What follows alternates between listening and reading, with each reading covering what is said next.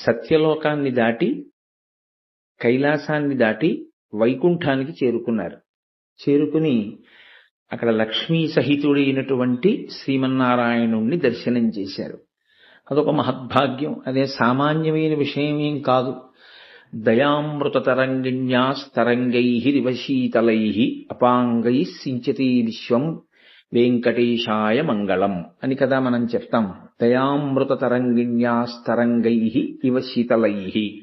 ఆయన తన దయ అనబడేటటువంటి అమృతముతో కూడినటువంటి దృక్కుల చేత లోకమునంతటినీ చల్లబరుస్తూ ఉంటాడు. దయ ఆయన యొక్క స్వరూపము, కారుణ్యము ఆయన యొక్క స్వరూపము. అది లేనినాడు చెడిపోతున్న వాణ్ణి ఉద్ధరించడానికి ఆయన రావలసిన అవసరం లేదు.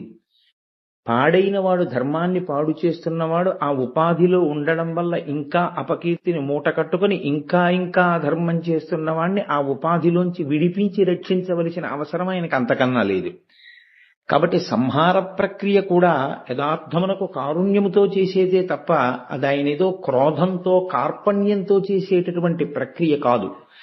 కాబట్టి ఆయన రాశీభూతమైనటువంటి దయ. అటువంటి మహానుభావుడు పడుకునున్నాడు అన్న మాటని మీరు కొంచెం జాగ్రత్తగా అర్థం చేసుకోవాల్సి ఉంటుంది. అది తామసిక నిద్ర కాదు. అది అనేకమైన విషయాల్ని మనకి లోకంలో సంకేతిస్తూ ఉంటుంది.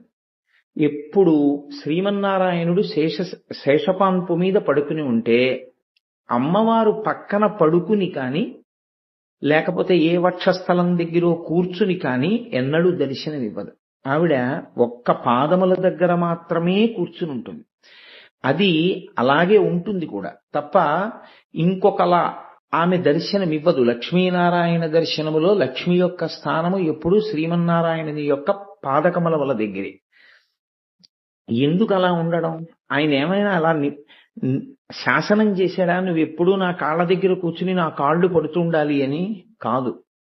అది నవవిధ భక్తులలో ఒక భక్తి స్వరూపం. అది అందుకే శ్రవణం, కీర్తనం, విష్ణోః స్మరణం, పాదసేవనం, అర్చనం, వందనం, దాస్యం, సఖ్యం, ఆత్మనివేదనం అని 9 రకాల భక్తులు భాగవతంలో ప్రహ్లాదుడు వివరణ చేస్తాడు.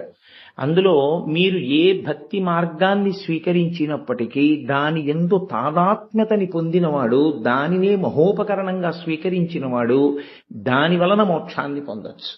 దాని వలన మోక్షమును పొందొచ్చు అంటే మోక్ష సాధన సామాగ్ర్యాం భక్తిరేవ గరీయసి అంటారు శంకర భగవత్పాదులు. ఆ భక్తితో కూడిన కర్మాచరణము వలన జ్ఞాన సిద్ధి కలుగుతుంది. ఆ జ్ఞానము వలన మోక్షము అనుగ్రహింపబడుతుంది. కాబట్టి అందులో 9 రకాలైన భక్తి మార్గాలలో శ్రవణం, వినడం తపస్సుగా పెట్టుకుని వినడంలో రమించిపోయేటటువంటి లక్షణం ఉన్నవాడు కేవలం వినడం వల్ల మోక్షాన్ని పొందుతాడు. శృణ్వంతపః, పరీక్షిత్తు విని మోక్షాన్ని పొందాడు. కీర్తనం, భగవంతుని యొక్క గుణములను తాను అనుభవించినటువంటి కారణం చేత లోపల పెళ్ళుబుకినటువంటి ఆనందం ఇంకా లోపల పట్టక వాగ్రూపంగా పైకి ప్రవహించి అది ఆయన నోటి వెంట జాలువారితే అంత భక్తి తన్మయత్వం ఉన్నవాడెవరో ఆయన చేసినటువంటి స్తోత్రము, ఆయన చేసిన గానము, ఆయన చేసిన సంకీర్తనము, ఆయన చేసిన ప్రవచనము ఆయనకి మోక్షహేతు. దానికి శుకుడు ప్రతినిధి. కాబట్టి కీర్తనం, విష్ణోః స్మరణం. స్మరణ మనసుకి సంబంధించింది, కర్మేంద్రియాలకి సంబంధించినది కాదు. స్మరణ ఎప్పుడూ చేసేది మనసు ఒకటే. స్మరణ అంటే ఆలోచన. అందుకనే స్మరహ అంటుంటారు మన్మధుడిని. మనోసంబంధమైన వాడు కాబట్టి స్మరహ అని పేరు ఆయనకి. స్మరుడు. అటువంటి స్మరణలతో కూడినటువంటి మనసు, ఆ స్మరణలు ఎప్పుడూ ఈశ్వరుడితో ముడిపడడం అలవాటైపోతే ఏది ఆలోచించినా చివరికి ఆయన ఎక్కడికి చేరుతాడంటే ఈశ్వరుడి దగ్గరికి చేరుతుంటాడు. ఈశ్వరుణ్ణి అనుసంధానం చెయ్యకుండా ఆయన ఏ ఆలోచన నడవదు. అలా ఆలోచనలన్నీ ఈశ్వరుడితో ముడిపడిన వాడెవరున్నాడో ఆయన కూడా మోక్షాన్నే పొందుతాడు. అందుకే ప్రహ్లాదుడు దానికి ప్రతినిధి.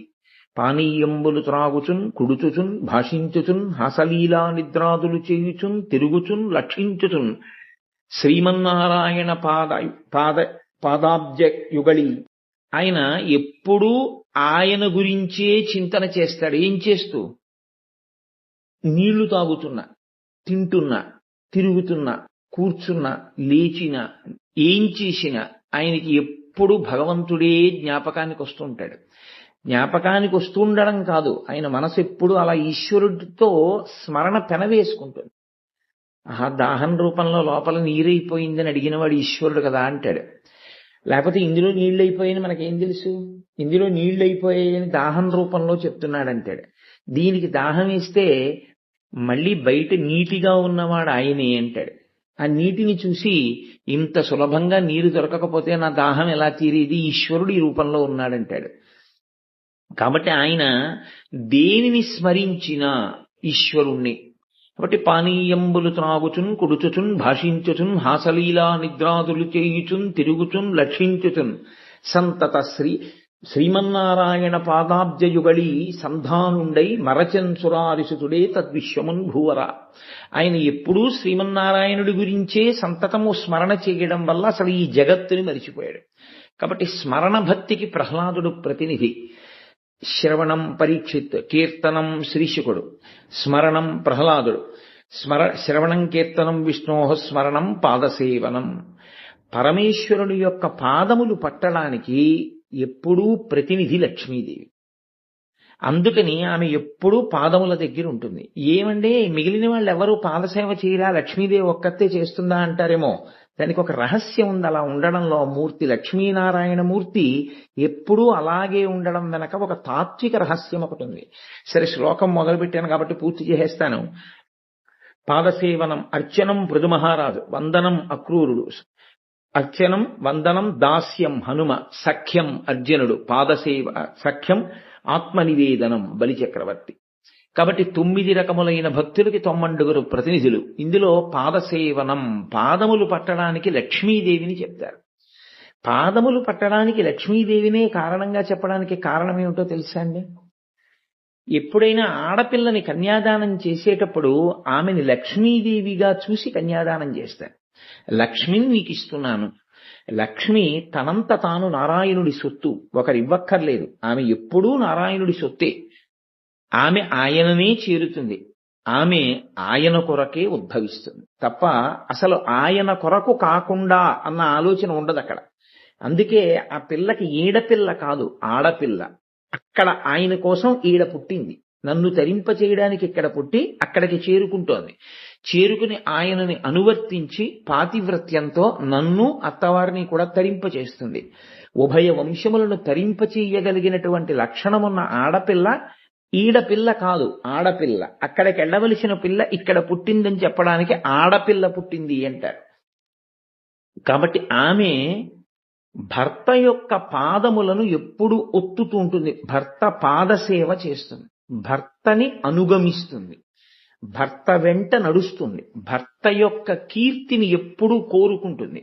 అడుగు తీసి అడుగు వేస్తే ఆమె ఆలోచన ఏమిటంటే, నేను ఇలా ప్రవర్తిస్తే మా ఆయన కీర్తికి కళంకము రాదు కదా, అదొక్కటే దృష్టిలో పెట్టుకుంటుంది.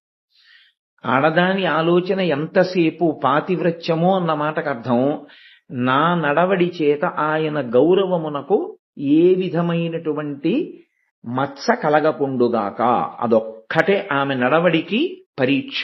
అలా ఆలోచించి అడుగు వేస్తుంది. అలా ఆలోచించి అడుగు వెయ్యడం పాదములను పట్టుకోవడం.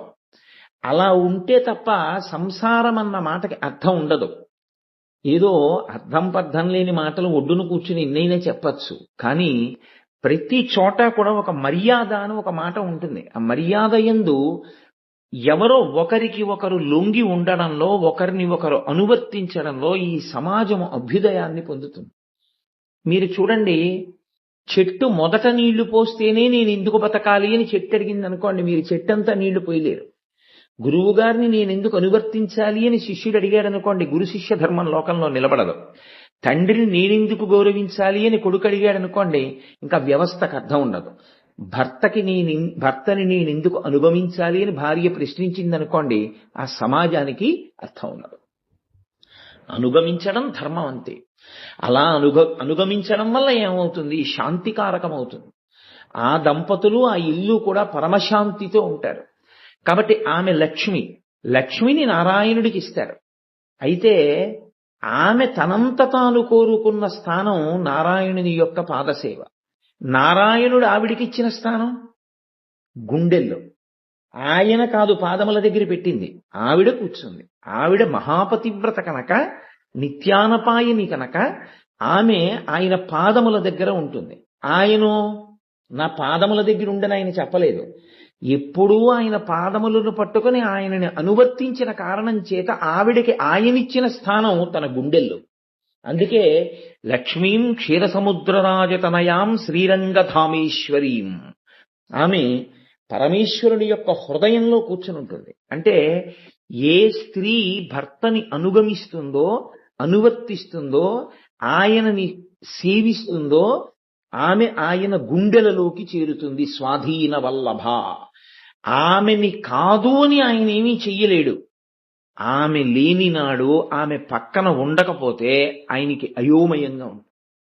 ఎంతో తెలుసున్నవాడే, ఎన్నో విషయాలు ఎరిగి ఉన్నవాడే, కానీ ఆ స్థానం ఒక్క పూట ఖాళీ అయిందనుకోండి. ఒక్క పూట ఖాళీ అవ్వడం అంటే ఆవిడ ఎక్కడికో వెళ్ళింది, ఆయన పంచి ఆయనకు కనపడదు, ఆయన ఉత్తరీయం ఆయనకు కనపడదు, ఆయనకి ఇంకా ఎంత కంగారో. ఎందుకు ఆ కంగారంతా అంటే అది లేదు ఇంట్లో, అది లేదు ఇంట్లో, అది లేదు ఇంట్లో అంటుంటాడు. అది లేకపోతే ఏమైంది, మిగిలినవన్నీ లేవా? మిగిలినవన్నీ ఉన్నా ఆవిడ లేకపోతే ఆయనకి కనపడవంతే. ఆయన కళ్ళు, ఆయన చెవులు ఆవిడ అయిపోతుంది.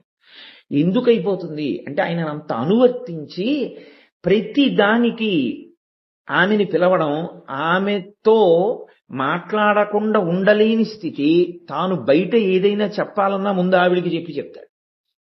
ఈ మాట నేను ఎందుకు చెప్తున్నానో తెలుసా అండి? మీరు చూడండి, పరమేశ్వరుడు లోకానికి ఏ విద్య చెప్పాలన్నా ముందు పార్వతీదేవికి చెప్తాడు. పార్వతీదేవి ద్వారానే లోకానికి ప్రకాశిస్తుంది తప్ప ఆయన పార్వతీదేవిని కాదని లోకానికి చెప్పడం.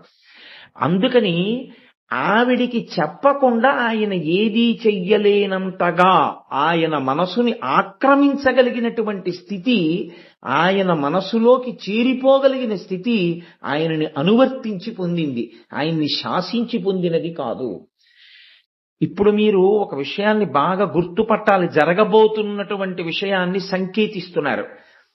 లోకంలో ఏ ఆడదైనా అలాగే అనువర్తించారు.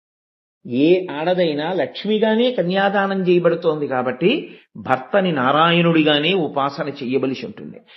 భర్తకి వేళపట్టున పలహారం పెడితే ఆమె చెయ్యవలసిన సేవ చేసేసినట్టే, ఈశ్వరుడికి ఉదయం నైవేద్యం పెట్టేసినట్టే. ఆయనకి మధ్యాహ్నం భోజనం వేళపట్టున వండి పెడితే ఆమె మహానైవేద్యం పెట్టినట్టే. ఆయన మహానైవేద్యం పెట్టాలేమో, ఆవిడికి ఆ బాధ లేదు, ఆవిడ ఆయనకి పెడితే చాలు. ఆయన మనసా పరమేశ్వరుడి యొక్క పాద సంవాహనం చెయ్యాలేమో, కాళ్ళు పట్టాలేమో, ఆవిడ ఆయన కాళ్ళు పట్టి పడుకుంటే చాలు. ఇది ఆడదానికి లోకంలో ఉన్నటువంటి గొప్ప సౌలభ్యం. ఆమె భర్త యందు ఈశ్వరుణ్ణి చూసి చేస్తే, ఆయన ఒక మాట చెప్పారనుకోండి, ఓ ఈశ్వరుడు నాకు ఇలా చెప్తున్నాడు అని ఆమె అనువర్తించిందనుకోండి, ప్రసన్నవదనయ్యి. అది మళ్ళీ మూతి విరిపుతో అనువర్తించడం కాదు. భర్త ఒక మాట చెప్తే ఈశ్వరుడే చెప్పాడన్న భావనతో భర్తని అనుగమించిన స్త్రీ మహాపతివ్రత. ఆమె పాతివ్రత్యము సూర్యోదయాన్ని సూర్యాస్తమయాన్ని శాసించగలదు. సుమతి, అనసూయ అటువంటి శాసనం చేయలే.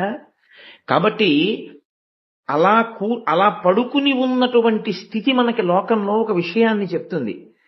ఆమె ఆయన పాదముల దగ్గర కూర్చుంది, ఆయన ఆమెకు హృదయంలో స్థానం ఇచ్చాడు.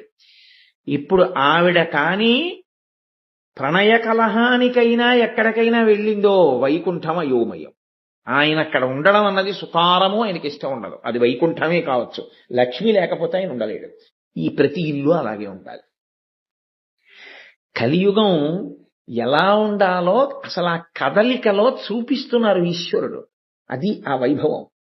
కాబట్టి ఇప్పుడు అలా పడుకుని ఉన్నటువంటి మంగళమూర్తిని దర్శనం చేశాడు. పొంగిపోవాలి ఆ భృగువు. కానీ ఆయన ఆలోచన ఎలా ఉందో తెలుసా అండి? నేను బ్రహ్మలోకానికి వెళ్ళాను, ఆయన పక్కన సరస్వతీదేవిని కూర్చోబెట్టుకుని వీణ వాయించుకుంటున్నాడు. ఆయనకి భార్య పిచ్చి. నేను కైలాసానికి వెళ్ళాను, సరే ఆయన తొడ మీద కూర్చోబెట్టుకుని ఉన్నాడు, ఆయన భార్య పిచ్చి. ఇక్కడికి వచ్చాను, ఈయన పడుకుని కాళ్ళు పట్టించుకుంటున్నాడు. ఏమిటో ముగ్గురు మూర్తులకి అమ్మవారి పిచ్చి. వీళ్ళు ఎవ్వరూ కూడా అసలు వచ్చిన వాళ్ళని పలకరిద్దామనేటటువంటి పరాకుతో లేరు. నిజానికి అది కాదు. ప్రకృతి పురుషుల యొక్క కలయిక ఈ లోకము యొక్క కదలికలు ఆ త్రిమూర్తుల యొక్క శక్తులతో సమ్మేళనముగా చెప్పబడతాయి.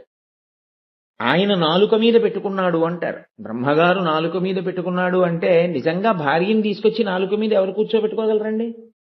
ఎంత ప్రేమైనా ఉండొచ్చుగాక వచ్చి నాలుక మీద కూర్చోవాయ్ అంటే ఎవరు కూర్చోబెట్టుకోగలరా? ఎవరికీ సాధ్యం కాదు. మరి బ్రహ్మగారు ఎలా కూర్చోబెట్టుకున్నారు అంటే ఆయన 4 ముఖములతో వేదం చెప్తారు. 4 ముఖములతో వేదాన్ని వల్లెవేస్తూ ఆయన సృష్టి కార్యం చేస్తాడు. ఆ సృష్టి కార్యం చేసేటప్పుడు కావలసినటువంటి వేద సంబంధమైన జ్ఞానముగా సరస్వతి ఆయన యందు ప్రవహిస్తుంది. ఆయన నాలుక మీద నర్తనం చేస్తుంటుంది వేదం. అది ఆయన నాలుక మీద ఉండడం. పరమేశ్వరుడికి దేహార్థ భాగంలో ఉంటుంది. నిన్ననే మనవి చేశాను లాస్య తాండవములు. శ్రీ మహావిష్ణువుకి హృదయంలో ఉంటుంది. స్థితికారుడు పరిపాలకుడు నువ్వు ఈ తప్పు చేశావు చంపేస్తానంటే కుదరదు. ఆ తప్పు ఎందుకు జరిగిందో ఆలోచించి దయాళువై శిక్షని తగ్గించేవాడై ఉండాలి, కరుణామూర్తి అయి ఉండాలి.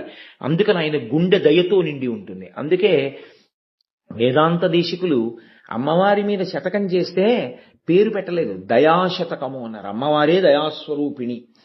కాబట్టి ఈశానాం జగతోస్య వెంకటపతేర్విష్ణోః పరాం ప్రేయసీం తద్వక్షస్థల నిత్యవాస రసికాం తక్షాంతి సంవర్ధినీం పద్మాలంకృత పాణిపల్లవయుగాం పద్మాసనస్తాం శ్రియం వాత్సల్యాదిగుణోజ్వలాం భగవతీం వందే జగన్మాతరం. ఆమె వాత్సల్య స్వరూప, అంతటి దయామూర్తి ఆ తల్లి. కాబట్టి ఇప్పుడు అటువంటి స్వరూపాన్ని ఆయన చూశాడు. చూసి పొంగిపోవాలి. కానీ ఆయన ఏమనుకుంటున్నాడంటే లోపల ఆయన బాధ వేరుగా ఉంది. ఈ ముగ్గురులో ఎవరు గొప్పవాడో ఆయన నిర్ణయించాలి. ఇద్దరిని పనికి మాలిన వాళ్ళని తీర్పు చెప్పేశాడు. ఇప్పటికి మూడో వాళ్ళ దగ్గరికి వచ్చాడు. ఇప్పుడు ఈయన కూడా భార్యతోనే ఉన్నాడు. ఇప్పుడు ఈయన ఇలాగే భార్యతో తమకంతో ఉన్నాడు అని వెళ్ళిపోతే యజ్ఞంలో ఎవరు భోక్త? నారదుడిని నన్ను ప్రశ్న వేశాడు. అందుకు కదా వచ్చింది కదలికంతా. కో భుంక్తే యజ్ఞ సుఫలం కోవా అధ్యక్షశ్చ దేవతాః అని అడిగాడు ఆయన. ఎవరు ఈ యజ్ఞానికంతటికి అధిదేవత? ఎవరు త్రిమూర్తులలో ఎవరికిస్తారు మీరని అడిగాడు.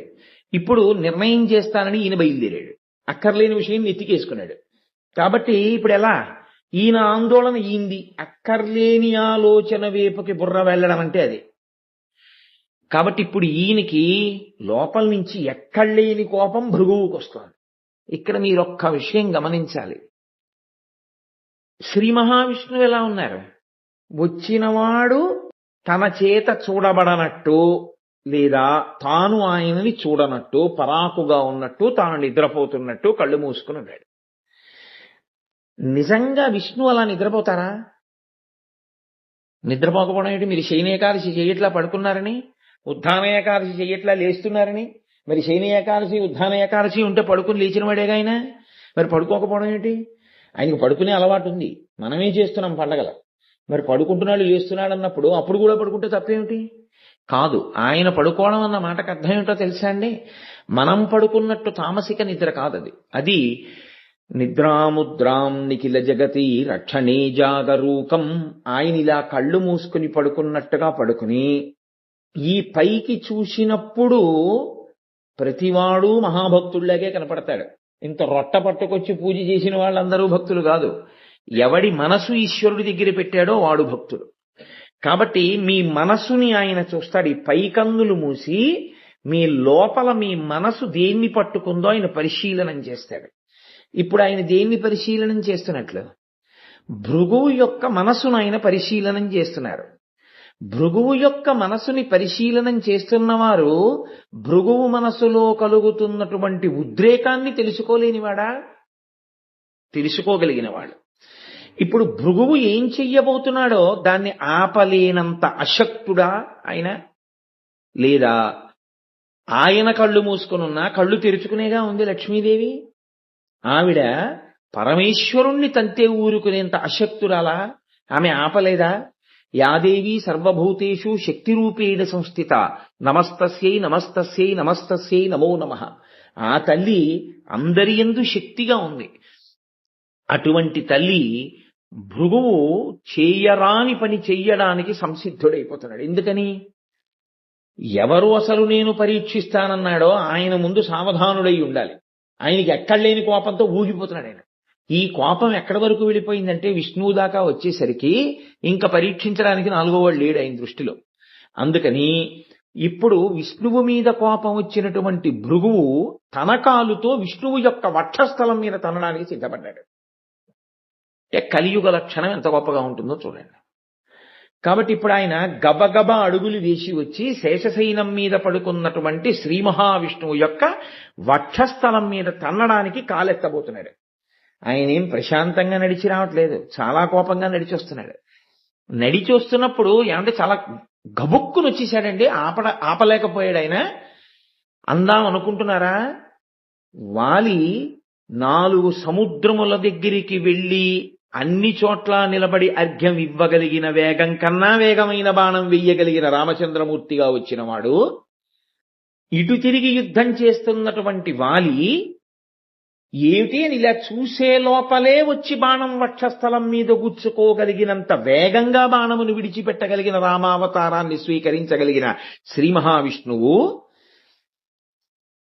ఆ ఉత్తరాగర్భంలోకి అశ్వత్థామ విడిచిపెట్టినటువంటి ఆగ్నేయాస్త్రం వెళ్లి లోపల ఉన్న పిండాన్ని చెనకి చంపేస్తుంటే ఆమె కడుపు గోడ లోపలికి ఆ పిండానికి మధ్యలో ఒక ఉల్లిపొరకాయితం పెట్టడానికి వీలైనంత చోటు మాత్రమే ఉండి ఇంకా అది ఇలా తగలడానికి అంత వేగంగా ఒక అస్త్రం వెడుతుంటే అది తెలుసుకుని ఇలా గుర్రబండి పట్టుకుని ఎక్కుదాం అనుకున్నవాడు అలాగే ఉండి ఒక్క క్షణంలో ఉత్తరాగర్భంలోకి వెళ్లి ఈ పిండానికి అస్త్రానికి మధ్యలో నిలబడి అస్త్రాన్ని తాగగలిగినంత వేగం ఉన్నవాడికి ఈ సమస్త లోకాల్ని సంకల్పం చేత ప్రళయ జలములయందు ముంచి రావాకు మీద పడుకుని తేలియాడగలిగినటువంటి శక్తి స్వరూపుడికి పరిగెత్తుకొస్తున్నటువంటి భృగువు యొక్క వేగాన్ని నిగ్రహించగలగడం పెద్ద కష్టమా?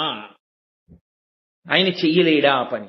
స్థాణువగుదువుగాక అని సంకల్పం చేశాడనుకోండి, అలా ఉంటాడు ఆయన. ఆయన ఏం కొత్తగా చేయక్కర్లేదు, ఇప్పుడు ధనుర్బాణాలో శంఖచక్రాలో ఏం పట్టుకోక్కర్లేదు. అటువంటి శ్రీమన్నారాయణుడు ఆయనే సామాన్యమైన వ్యక్తి. పోని తెలుసుకోలేనివాడా? అంత గబగబా వస్తున్నాడు, నాకు నమస్కారం పెట్టడానికి వస్తున్నాను అనుకున్నానండి అందాం అనుకుంటున్నారా? కురుక్షేత్ర సంగ్రామం అంతా అయిపోయిన తర్వాత రథం మీద తాను కూర్చుని సారథిగా అర్జునుడి వంక తిరిగి వెనక్కి, అర్జునా నువ్వు రథంలోంచి కిందకి దిగిపో, నువ్వు కిందకి దిగి గాంధీవం తీసేసుకో, రథంలో నీ సంబారాలు ఏవున్నాయో అవన్నీ తీసేసి కింద పెట్టేసుకో, కింద పెట్టేసుకున్న తర్వాత ఇంకా లోపల నీకు సంబంధించినవి ఏవి లేవు అనుకున్నాక చెప్పు, అప్పుడు నేను దిగుతాను, లేకపోతే ఉపద్రవం స్మా అంటే అర్జునుడు గాంధీవం, అక్షయ బాణతోనీరాలు, గదలు, కత్తులు అన్నీ తీసి కిందికి దింపేసి తాను కూడా కిందికి దిగి దూరంగా వెళ్లి నిలబడి ఆఖరికి పతాకం మీద ఉన్నటువంటి హనుమ భూతగణములతో కలిసి ఆయన కూడా వెళ్ళిపోతే చిట్ట చివర రథం మించి కృష్ణ భగవానుడు ఆ పగ్గాల్ని ఇలా వదిలిపెట్టేసి ఒక్కసారి కిందకి దిగగానే రథం భగ్గును మండిపోయి మహాభారతంలో మండిపోతే అర్జునుడు ఆశ్చర్యపోయి, బావా అదేమిటి రథం ఇప్పటిదాకా కాలకుండా ఎలా ఉందన్నాడు. ఈ రథం యథార్థానికి కర్ణాదులు విడిచిపెట్టినటువంటి అద్భుతమైనటువంటి అస్త్రముల చేత ఎప్పుడో కాలిపోయింది. కానీ అలా కాలిపోతే అందులో ఉన్నటువంటి నువ్వు కూడా కాలిపోతావని ఇన్నాళ్లు కాలకుండా దీని నుంచి కురుక్షేత్ర సంగ్రామం పూర్తయిపోయిన తర్వాత శత్రువుల్ని నిశ్శేషంగా సంహరించిన తరువాత ఇప్పుడు ఈ రథం తగలబడిపోయినా పర్వాలేదని నేను కిందకి దూకాను. నేను దిగితే తప్ప అది కాలడానికి వీల్లేదు, నేనున్నంత కాలం అది ఉండవలసింది. నేను కూడా నిన్ను భద్రంగా దింపి అన్ని దింపేసి నేను దిగిపోయాక అది కాలిపోయింది, అది కాలకుండా నేను దాని మీద కూర్చుని కాపాడాను అర్జున అన్నాడు. ఇన్ని తెలుసున్నవాడు గబగబా వస్తున్నటువంటి భృగువు ఎందుకు వస్తున్నాడో తెలియనివాడా? మరి ఎందుకు ఉపేక్షించినట్లయినా? ఇది కదలిక. కదలనట్టు, తెలియనట్టు, ఆయన ఎరుకలోకి రానట్టు కదలక పడుకున్న వాడిలో నిజమైన కదలిక ఉంది. ఏ కదలికో తెలుసా అండి? అది వెంకటేశ్వరావతారంగా రావడానికి సంబంధించిన మొదటి కదలిక. అక్కడుంది అసలు కదలికంతా. కానీ అది పైకి దొరకదు ఆ కదలిక. ఆయనని అనుమతిస్తే ఆయన వచ్చి తంతే తప్ప ఒక కారణం ఏర్పడదు తాను కదలడానికి. ఈ కారణం తర్వాత ఇంకా మిగిలిన కారణాలు రావాలి. ఈ కారణములలో మళ్ళీ కలియుగంలో ఉండేటటువంటి లక్షణం ఏమిటో, తాను పైకి మాట్లాడకుండా కలియుగంలో ప్రజలు పాటించవలసిన ధర్మాలేమిటో బోధ జరిగిపోతుండాలి. ఇన్నిటిని ఏకకాలమునందు ఆయన ఆవిష్కరించారు. కాబట్టి ఇప్పుడు ఈయన గబగబా కాలిత్తి అక్కడికి వెళ్ళి ఆ పడుకున్నటువంటి శ్రీ మహావిష్ణువుని ఒక్క తన్ను తన్నారు వక్షస్థలం మీద. తన్నగానే ఆ గుండెల మీద అరికాలుతో తన్నినటువంటి ఆ తాపుకి తెలివొచ్చిన వాళ్లే లేచాడు. లేచి ఒకానొక నాడు సీతమ్మ తల్లి యొక్క వక్షస్థలం మీద కాకాసురుడు గాఢ వేసినంత మాత్రం చేత కోపాన్ని పొందిన రామచంద్రమూర్తి తాను పడుకున్నటువంటి ప్రదేశానికి పక్కనున్న దర్భాసనంలోంచి ఒక దర్భ తీసి బ్రహ్మాస్త్రాన్ని అభిమంత్రించి విడిచిపెట్టగలిగినటువంటి వాడు వెంకటేశ్వరావతార ఆవిష్కరణ సమయమునందు ఎలా లేచాడో తెలుసండి? అతి వినయంతో లేచాడు. ఇది అసంభవమైన విషయం. ఎందుకో తెలుసా అండి? మీరు నిజంగా నిద్రపోతున్న వాణ్ణి గుండెల మీద దండారనుకోండి, వాడు ఉలిక్కి పడలేస్తాడు తప్ప మహావినయంతో లేవడం కుదరదు. కానీ మీకు అందులో ప్రయోగించిన భాషని బట్టి ఆ కదలిక వెనక ఉన్న రహస్యం మీరు అర్థం చేసుకోవాలి. ఉద్ధాయ వినయాన్ వితౌ. ఎందుకో తెలుసా అండి ఆ వినయం? తన్నిన భృగువు మీద అంత ఆదరణ ఏమిటి? కాదు. కలియుగంలో భగవన్మార్గంలో నడవాలి అనుకున్న వాడికి ఉండేటటువంటి పరీక్షలు అన్నీ ఇన్ని కావు. సాధారణంగా భగవన్మార్గంలో నడిచేవాడికి దొరికే మొదటి కితాబ్ ఏమిటో తెలుసా అండి? మీరు పిలవకపోయినా వచ్చి పక్కన చేరి పొగుడుతాడు. 3 రోజులు అవదు, మీ వెనక్కి చేరి రాళ్ళేస్తాడు.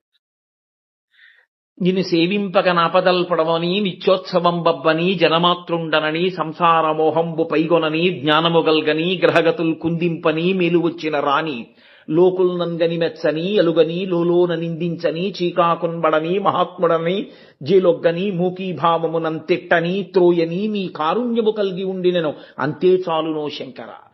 భగవన్మార్గంలో నడవగలిగినటువంటి వాడికి కలియుగంలో గొప్ప ఓర్పు అవసరం. ఆ సహనం లేదనుకోండి, ఆయన ఆ సహనాన్ని కోల్పోయాడు అనుకోండి, ఆ ఓర్పు పోయిందనుకోండి, అసలు కలియుగంలో ఈశ్వరుడి పాదాలు పట్టుకుందాం అనుకున్న వాడికి వచ్చేవన్నీ పరీక్షలే. అసలు కలియుగం అంటేనే ఓర్పు ఉండకపోతే ఎక్కడైనా పడిపోతాడు. అసలు ముందు పడగొట్టేది ఇది కోపం తెప్పించి పడగొట్టిస్తుంది. కాబట్టి కలియుగంలో ఉండేటటువంటి స్థితిని ఎలా ఎదుర్కొనాలో ఆయన మనకి చూపిస్తున్నాడు. సహనం సహనం సహనం ఓర్మితో ఉండడమే. నువ్వు తిరగబడి కలియబడి సాధించేది కలియుగంలో కాదు. ఇతర యుగాల్లో అయితే ధనుర్బాణాలు పట్టుకోవచ్చు, చంపేసేయచ్చు. కలియుగంలో వచ్చిన ప్రమాదం ఏమిటో తెలుసా అండి? ఉపాధి చేత మనుష్యులు రాక్షసులు తెలియరు. అది కలియుగానికి ప్రథమ లక్షణం. మిగిలిన యుగాల్లో ఉపాధి చేత తెలుస్తారు, ఈయన మనుష్యుడు ఈయన రాక్షసుడు తెలుస్తారు. కలియుగంలో మనుష్య శరీరమునందు రాక్షసుడు ఉంటాడు. రాక్షసులు వేరే ఉండరు. వాడు ఈ శరీరంలోనే కూర్చుని పైకి మనుష్యుడిలా కనపడుతుంటాడు. వాడు చేసేవన్నీ రాక్షస కృత్యములే చేస్తుంటాడు. కాబట్టి ఎంతమందిని మీరు తెగటారుస్తారు? ఎలా తెగటారుస్తారు? కుదరదు. కాబట్టి ఈ యుగంలో మనుష్యుల్ని కలిపురుషుడు ఎంత తొందరగా పాపంలో ముంచుతాడో పరమేశ్వరుడు అంత దయాళువై ఆ పాపంలోంచి ఉద్ధరించి పాపం నుంచి వాడంతట వాడు బయటికొచ్చే శక్తిని కృప చెయ్యగలిగిన వాడై వచ్చి నించోవాలి తప్ప అసలు ఆయన నేను పాపులను చెనకుతానన్న మాట కలియుగంలో అంటే అసలు బతకడానికి ఒక్కడో ఉండడు. ఎక్కడో కోట్ల మందిలో ఒక్కడు ఉండాలంతే. కాబట్టి ఎంత ఓర్పుతో రావలసిన అవతారం ఆ అవతారం. ఎవ్వడూ ఆయన చెప్పిన మాట విని చేసేవాడు ఉండడు. ఎవణ్ణి చూసినా ఆయన చెప్పిన ధర్మాన్ని అతిక్రమించేవాడే కనపడతాడు. ఆయన చెప్పిన శాసనమైన వేదాన్ని తిరస్కరించేవాడే కనపడతాడు. వేదము ఎలా చెప్పిందో అలా బ్రతకని వాడే కనపడతాడు. అప్పుడు ఆయన చక్రం పట్టుకుంటే, అప్పుడు ఆయన శంఖం పట్టుకుంటే, ధనస్సు పట్టుకుంటే అప్పుడు అసలు లోకంలో ఇక మిగలడానికి ఉండరు. మిగిలిన యుగాల్లో అయితే మిగలడానికి కొంతమంది ఉన్నారు, చావడానికే కొంతమంది ఉన్నారు. ఈ యుగంలో అసలు మిగలడానికి ఉండేవాళ్ళు ఒకరో ఇద్దరు మిగులుతారు. కాబట్టి ఇప్పుడు ఆయన ఏం చేయాలంటే పరమ ఓర్పుతో నిలబడాలి. నిలబడితే తప్ప ఇంతమందిని ఉద్ధరించడం కుదరదు. కాబట్టి అసలు ఆ కదలికలో మొదట ఆ ఓర్పుని ఆయన సూచించాడు. కాదు, ఆయనకి ఓర్పు కాదు. కలియుగంలో వృద్ధిలోకి రావాలనుకున్న ఎవ్వడైనా ఈశ్వరుడి పాదాలు పట్టుకుని భక్తితో ఉందాం అనుకున్నాడు, వాడు చాలా ఓర్పుని కలిగి ఉన్నవాడై ఉండాలి. ఆ ఓర్పు లేదనుకోండి, వాడు పడిపోతాడు ఎక్కడో. ఎందుకనో తెలుసా అండి? ఎక్కడ మీకు సన్మానం ఉంటుందో అక్కడే తిరస్కారం ఉంటుంది అని గుర్తుంచుకోవాలి. ఎక్కడ సన్మానం ఉంటుందో అక్కడే మీ అహంకారం పెరగడానికి విత్తనం ఉంది అని గుర్తుపెట్టుకోవాలి. అందుకే లోకంలో చాలా వృద్ధిలోకి వస్తున్నటువంటి పండితుడు, నిస్వార్థమైనటువంటి బ్రాహ్మణుడు ఉంటే వాడిని కలియుగంలో ఎలా పాడు చేయొచ్చు అని అడిగారు. వాడికి ఒక 2-3 సన్మానాలు చెయ్యండి అన్నారు. చేస్తే వాడు పాడైపోతాడు. ఎందుకో తెలుసా అండి? వాడికి మీరు సన్మాన పత్రం ఇచ్చేశారనుకోండి చాలు, వాడు దాన్ని ఇంట్లో ఎదురుగుండా పెట్టుకుని రోజు పైనుంచి కిందకి, కింద నుంచి పైకి చదువుకుని నేను నిజంగా అంతటి వాడిని అనుకుంటాడు. అదొక్కటి చాలు వాడు పాడైపోవడానికి. పోతుందంటే నా అంతటి వాడిని నేను ఇంకా ఈశ్వరుడు ఎందుకంటాడు. కాబట్టి కలియుగంలో దేనికైనా సహనమే. మీరు చూడండి, నేను ఎందుకు వేదిక మీద కూర్చుని వివరంగా చెప్పాలి? మీరు ఎక్కడికి వెళ్ళండి మీ సహనానికి పరీక్ష ఉంటుంది. ఎక్కడ ఎవరి దగ్గరికి వెళ్ళండి, మాట దగ్గర నుంచి చేష్ట వరకు అసలు క్రమశిక్షణతో సాత్వికమైనటువంటి తీరుతో ఉండేటటువంటి వ్యక్తులు మీకు కనపడరు. ఒక్కసారి తీసుకెళ్లి ఒకరినో కుర్చీలో కూర్చోబెట్టారో అంతే, ఎంత మార్పు వచ్చేస్తుందో, ఎంత అధికార లాలసో. గజ్జల మల్లారెడ్డి గారి భాషలో చెప్పారంటే, అధికార కామిని గాఢ పరిష్వంగము చేత ఆమె అధరామృతమును తాగి మత్తెక్కి తైతక్కలాడే అధికార బధిరాధములు అన్నాడు ఆయన తోట. అలా అటువంటి స్థితిని పొందేస్తాడంతే అధికారంలోకి వెళ్ళగానే. యుక్తాయుక్త విచక్షణ ఉండదు, ఎవడి ఇష్టం వచ్చినట్లు వాడు మాట్లాడుతుంటాడు. అన్ని చోట్ల మీరు ఓర్మి వహిస్తూనే ఉండాలి. ఆ ఓర్పు మీకు పోయిందో అవతలవాడు కాదు పాడయ్యేది, మీరు పాడైపోతారు. క్షమాదానం, క్షమాయజ్ఞం, క్షమా సత్యం హి పుత్రికాహ, క్షమా యశః, క్షమా సత్యం, క్షమయావిష్ఠితం జగత్ అంటారు వాల్మీకి మహర్షి రామాయణంలో. ఓర్పుయే సత్యము, ఓర్పుయే ధర్మము, ఓర్పుయే యజ్ఞము. అసలు నిజమునకు ఈ జగత్తంతా దేని యందుంది అంటే ఓర్పు ఎందే ఉంది. ఓర్పు పట్టలేక ఉద్ధతితో ప్రవర్తిస్తే అయిపోయిందంతే.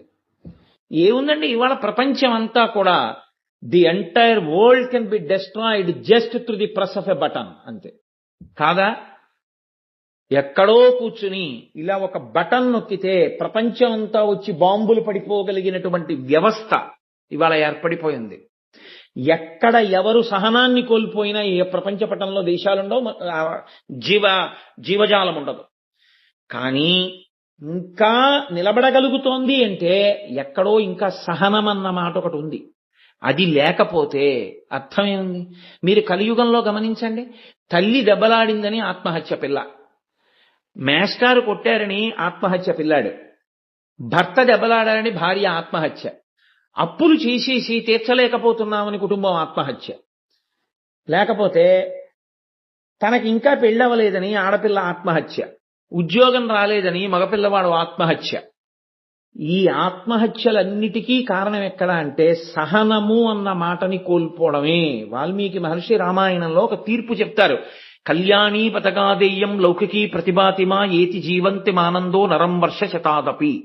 మనుష్యునికి 100 సంవత్సరాల వయస్సు, 99 సంవత్సరముల 364 రోజుల 23 గంటల 59 సెకండ్లు కష్టములతోటే బతికినా చిట్ట చివర 107 పూర్తయ్యే 1 సెకండ్లో నువ్వు శుభవార్త వింటావు, నువ్వు అలా ఓర్పుతో ఉండగలిగితే. కాబట్టి ఓర్పు అంత ప్రధానం. కలియుగంలో ఏ లక్షణాన్ని మనుష్యులు కలిగి ఉండాలో, ఏ రంగంలో వృద్ధిలోకి రావాలనుకున్న వాడైనా ఆ సహనం ఉండాలి.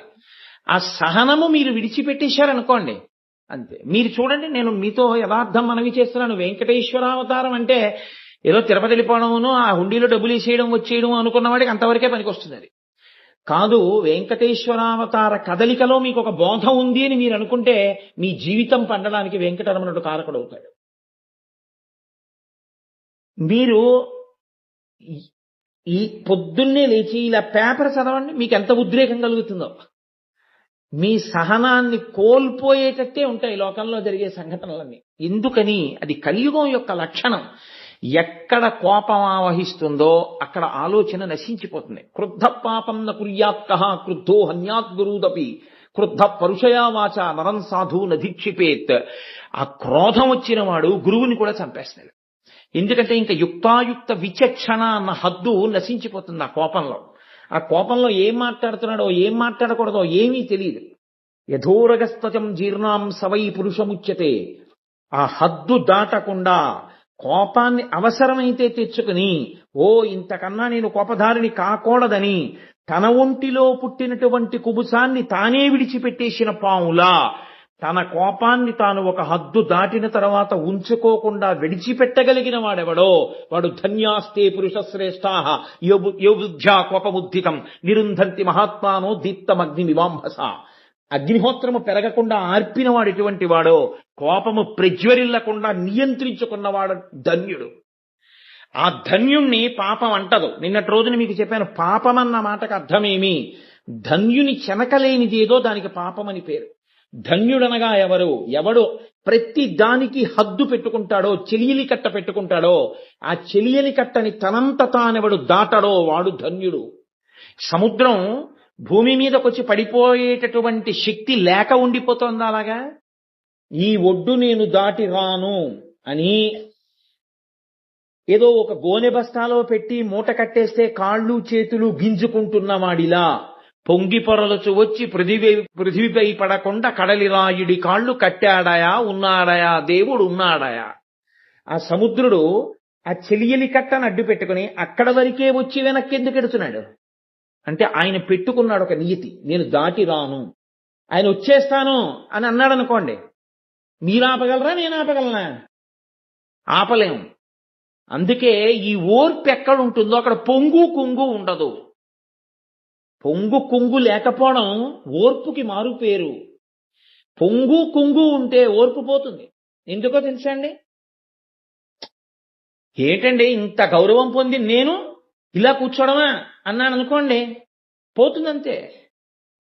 ఏంటండి నిన్న సాయంకాలం ఉపన్యాసం చెప్పినప్పుడు అంత వేదిక మీద కూర్చుంటాను, అన్ని పూలదండలేస్తారు, అన్ని నమస్కారాలు పెడతారు, నేను ఆఫీస్కి వెళ్ళి ఇంకోటికి నమస్కారం పెట్టడమా? నీ పెట్టడం ఏంటండి అన్నాను అనుకోండి, పోయిందంతే నా ధర్మం. ఇక్కడ నేను నమస్కారమును పొందడానికి యోగ్యుణ్ణి. రేపు నేను ఆఫీస్కి వెడితే నా పై అధికారి యందు నేను విష్ణు స్వరూపాన్ని చూడాలి. నాకు ఆయన విష్ణువు. ఆ విష్ణు స్వరూపాన్ని చూసి నేను ముందు నమస్కారం చేయాలి. అప్పుడు నాకు ఇక్కడ పొందిన సత్కారం అక్కడ నమస్కారానికి అడ్డొచ్చింది అనుకోండి, అప్పుడు పోయేదేది? నేను కృతకమైనటువంటి హద్దులు పెట్టుకుని నా ధర్మాన్ని నేను పోగొట్టుకుంటున్నాను. ఎక్కడి ధర్మం అక్కడే. అది తెలియాలి. అందుకే సముద్రం చూడండి, వానాకాలంలో నదులన్నీ చేరుతాయి, పొంగదు. వేసవి కాలంలో నీరంతా సూర్యుడు లాగుతాడు, కుంగదు. ఎప్పుడూ ఒక్కలా ఉంది. పొంగు కుంగు లేని సముద్రం చెలియలి కట్ట దాటదు. ఓర్పుతో సహనం. ఈ సహనం కలియుగంలో చాలా అవసరం. ఎక్కడ వరకు? చాలా ఓర్పుతో నువ్వు వ్యవహారాన్ని చక్కబెట్టాలి తప్ప ఒక్కొక్కసారి కోపం సాధనంగా వాడాలంతే. కోపాన్ని సాధనంగా వాడి నువ్వు చక్కబెట్టాలంతే. దాన్ని ఆ తర్వాత వెంటనే మనం అనుకున్న పని చక్కబడిపోతోంది, ఇంకా నువ్వు ఆ కోపం పట్టుకోకూడదు, అయిపోయిందంతే. అదొక పనిముట్టు. పటకారం ఎంతవరకు పట్టుకుంటావు? వేడి పాలగిన్ని చేత్తో పట్టుకోలేవు కాబట్టి పటకారతో పాలగిన్ని పట్టుకుంటావు. ఓహోహో పటకారా, వేడి పాలగిన్ని అద్భుతంగా పట్టినావు, నిన్ను నీ విడిచిపెట్టను, పట్టి విడువరాదు నా చెయ్యిని పట్టుకుంటుటాయిటే. పటకారం ఎంతసేపు అంటే పాలగిన్ని దింపడం వరకే. కోపం ఎంతవరకు?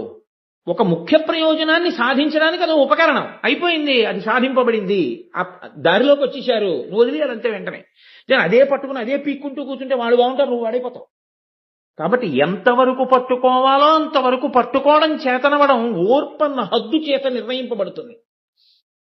ఆ ఓర్మితో కార్యసాధన ఎలా చెయ్యవలసి ఉంటుందో కలియుగంలో అధికారం ఉన్నంత మాత్రం చేత సాధించలేరు. ఓర్మితోనే సాధించవలసి ఉంటుంది కలియుగంలో. ఎందుకో తెలుసా అండి? అధికారం ఉందని మీరు చేశారనుకోండి, ఉపద్రవాలు వస్తాయి. మీరు ఓర్మితో చేశారనుకోండి, నా బాబు నాకన్నా అంటూ చేసిన వాడే ఉత్తమ అధికారి అవుతాడు లోకం. ఇది చెప్పడం అంతటి స్థితికారుడై, అంతటి మహాపరిపాలకుడై, అఖిలాండకోటి బ్రహ్మాండ నాయకుడై, ఈతడఖిలంబునకు ఈశ్వరుండై సకల భూతములలో ఉన్న తాపగలు వాడితడు అంటారు అన్నమాచార్య స్వామి. అటువంటి వాడు ఒక్క శాసనం చేసి భృగువుని శిల కింద మార్చలేక కలియుగంలో ఏది ఉండాలో లోకానికి నేర్పడానికి లేస్తూనే ఉద్ధాయ వినయాన్ వితౌ, వినయంతో నిద్రలేచాడు ఆయన. ఆయన నిద్రపోతే కదూ నిద్ర లేవడానికి, ఆయన తంతాడని తెలుసు తన్నించుకున్నాడు. ఎందుకు తన్నించుకున్నాడు? అలాగే ఉంటుంది కలియుగం అంటే. నువ్వు ఓపిక పట్టి సంస్కరించాలి తప్ప శపిస్తూ పోతే లోకంలో ఎవరూ మిగలరు. కాబట్టి ఇప్పుడు లేచి ఆయన ఏం చేశాడు? గబగబగబా శేషసైనాన్ని దిగొచ్చి రెండు పాదాలు పట్టుకున్నాడు భృగువి. పట్టుకుని ఆయన అన్నాడు, అయ్యయ్యయ్యో ఎంత పని చేసేశారండి, నన్ను తన్నేవయా అని కోపం లేదు. వజ్రాధృడతరం విద్ధి మచ్చరీరం ద్విజోత్తమ కిమర్థం తాడితం విప్ర కోమలాంఘ్రితలేనతం అని అడిగాడు ఆయన. వజ్రాధృడతరం విద్ధి, ఈ శరీరం ఉంది చూశారు మహర్షి, ఇది వజ్రం లాంటిది, బహు కఠినం, చాలా కఠినంగా ఉంటుంది. ఎన్ని యుద్ధాలు చేసిందో. ఇది నశించే శరీరం కాదు. మెత్తటి శరీరం గట్టి అయి మెత్తగా అయిపోతుంది, అది ధర్మం. అందుకే పెరిగినన్ని రోజులు శరీరం అంటారు. 50 దాటిన తర్వాత ఇంకా శరీరం అనకూడదు, దేహం అనాలంటే ఇంకా దహింపబడడానికి సిద్ధపడుతోంది. అందుకని మొదటి గుర్తు ఏమిటంటే, అబ్బాయి ఇంకా ఇది వెళ్ళిపోవడానికి పెట్టే సర్దేస్తోంది అని గుర్తు ఏమిటంటే, నల్లగా ఉన్నది తెల్లబడ్డం మొదలవుతుంది. జుట్టు తెల్లబడుతోంది అంటే అన్ని తెలుపులోంచి వచ్చాయి, అన్ని తెలుపులో కలిసిపోతాయి. ఎందులోంచి వచ్చి ఓపికతో నిలబడ్డావో అవి ఉపసంహార ప్రక్రియ ప్రారంభమైంది. కొత్త కొత్త ఆభరణాలు వస్తాయి. ఇప్పటి వరకు ఇది లేకుండా చూసిన వాడివి ఇది లేకుండా ఇప్పుడు కనపడదు. ఇలాంటివన్నీ వస్తున్నాయి అంటే గుర్తు ఏమిటంటే ఉపసంహార ప్రక్రియ ప్రారంభమైంది. ఇందులోంచి వచ్చావో అందులోకి వెళ్ళవలసినటువంటి ప్రస్థానం మొదలైపోయింది. ఒకానొక నాడు అది పూర్తిగా నిర్ణయింపబడిన నాడు ఇది కూడా కదలడం మానేస్తుంది. దీన్ని వాళ్లే పట్టుకెళ్లి కట్టెలలో పెట్టేస్తారు. దహింపబడుతుంది. దహింపబడే స్వరూపాన్ని పొందేస్తోంది కాబట్టి దేహం అంటారు. పెరుగుతుంటే శరీరం అంటారు. 50 తర్వాత ఇంకా దహనమునకు దగ్గర పడుతూ ఉంటుంది, అందుకని మళ్ళీ మెత్తబడిపోతుంది. పుట్టినప్పుడు కాలు ముట్టుకున్నా, చేయి ముట్టుకున్నా, బుగ్గ ముట్టుకున్నా, గుండెలు ముట్టుకున్నా, పొట్ట ముట్టుకున్నా మెత్తగా ఉంటుంది. దూదిలే ఎలా ఉందో మా అబ్బాయి బొజ్జని ఇలా ముట్టుకుంటే మెత్తగా ఉంటుంది. వాడి పొట్టలో తండ్రి నోరు పెట్టి ఏదో ఊతుంటే చప్పుడు వస్తుంది. వాడి కిలకిల నవ్వుతూ ఉంటాడు. ఏది పెద్ద అయ్యాక పెట్టండి, వజ్రంలా ఉంటుంది వాడి కడుపు. కాబట్టి శ్రీ మహావిష్ణువు అన్నారు వజ్రాధృడతరం విద్ధి. ఈ శరీరం వజ్రంలా చాలా గట్టిగా ఉంటుంది. ఎన్ని యుద్ధాలు చేసిందో. దీన్ని తన్నడం, దీన్ని తంతే ఏమవుతుంది? మీ కాళ్ళు నొప్పెట్లా? ఎంత ఆశ్చర్యం అండి, ఎంత ఓర్పు అండి. ఆయన చేతకాక ఇదంతా కాదు. ఎందుకో తెలుసా? కలియుగంలో అసలు ఎలా ఉండాలో నేర్పుతున్నాడు ఆయన. ఇది నోటితో చెప్పక్కర్లేదు. ఆయన అవతారంగా రావడానికి కదిలిన మొదటి కదలికలో చూపించినటువంటి పాఠం ఏదుందో, సందేశం ఏదుందో అది లోకము పట్టుకుని అన్వయం చేసుకోవాలి. అందుకే మీకు అసలు వెంకటాచలం వెళ్ళేటటువంటి వాళ్ళకు వచ్చే మొదటి పరీక్ష ఎక్కడంటే కోపం వచ్చేవే ఉంటాయి. అన్నిటికీ క్యూలే, పెద్ద పెద్ద క్యూలు.